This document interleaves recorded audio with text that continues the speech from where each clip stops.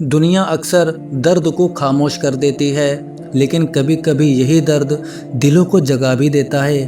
نومبر 2023 غازہ رہا تھا، ہر طرف تباہی، گھر اجڑ رہے تھے، معصوم جا رہی تھیں، لیکن اسی وقت ہزاروں کلومیٹر دور آسٹریلیا کے ایک شہر لینبرن میں کچھ ایسا ہوا جس کی کسی نے امید بھی نہیں کی تھی۔ 30 سے زیادہ آسٹریلین عورتیں ایک مسجد میں جمع ہوئیں اور انہوں نے کلمہ شہادت پڑھا۔ یہ کوئی کیمپین نہیں تھا، کوئی پلان نہیں تھا، یہ صرف دل کی آواز تھی۔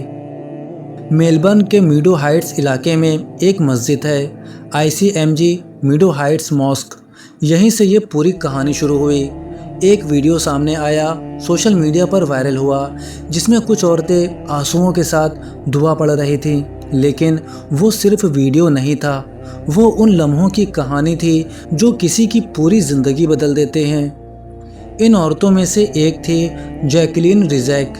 انہوں نے میڈیا سے کہا، میں نے اسلام کو زیادہ پڑھا نہیں تھا، لیکن غازہ میں جو کچھ ہو رہا تھا اس نے مجھے توڑ دیا۔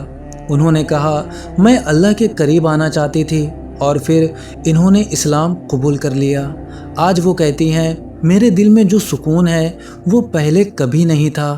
سوچئے، ایک عورت جس نے شاید پہلے اسلام کے بارے میں زیادہ سنا بھی نہیں تھا، لیکن غازہ کی تصویروں نے اسے وہ راستہ دکھا دیا جو اس نے کبھی سوچا بھی نہیں تھا۔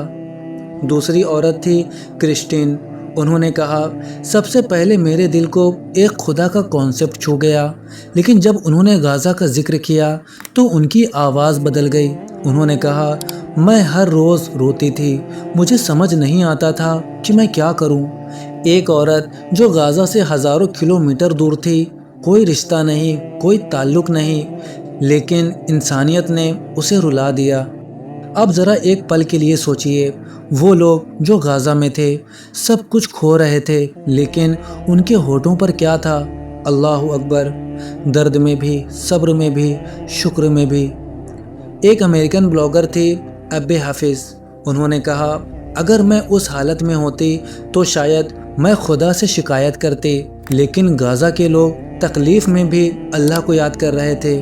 انہوں نے کہا، میں نے سوچا یہ کیسی طاقت ہے، اور اسی تلاش نے انہیں قرآن تک پہنچا دیا۔ یہی تو اسلام کی اصلی طاقت ہے، یہ صرف الفاظ نہیں ہیں، یہ کردار ہے۔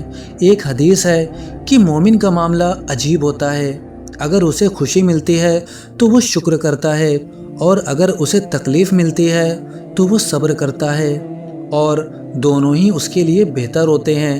اب یہ صرف کہانیاں نہیں ہیں۔ برٹن میں ایک ریسرچ ہوئی ہزاروں لوگوں پر، جس میں پایا گیا کہ بہت سے لوگوں نے اسلام قبول کیا کیونکہ دنیا کے حالات انہیں سوچنے پر مجبور کر رہے تھے۔ قریب 20% لوگوں نے کہا کہ گلوبل کانفلکٹ ان کے فیصلے میں اہم وجہ تھا۔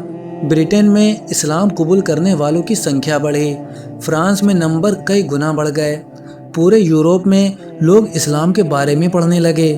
کیوں؟ کیونکہ جب دنیا اسلام کو برا دکھانے کی کوشش کرتی ہے، تب لوگ خود سچ جاننا چاہتے ہیں۔ ایسا پہلی بار نہیں ہوا، 9/11 کے بعد بھی لوگوں نے اسلام کو پڑھا اور بہتوں نے اسے قبول کیا، اور 2023 میں وہی چیز دوبارہ ہوئی۔ میلبرن کی ان عورتوں نے کہا، ہمیں نہیں پتا تھا کہ ہم یہاں تک پہنچ جائیں گے، لیکن جب انہوں نے قرآن پڑھا تو انہیں وہ جواب مل گئے جن کی وہ تلاش کر رہی تھیں۔ جیکلین کہتی ہیں، یہ سکون کسی دولت سے نہیں مل سکتا۔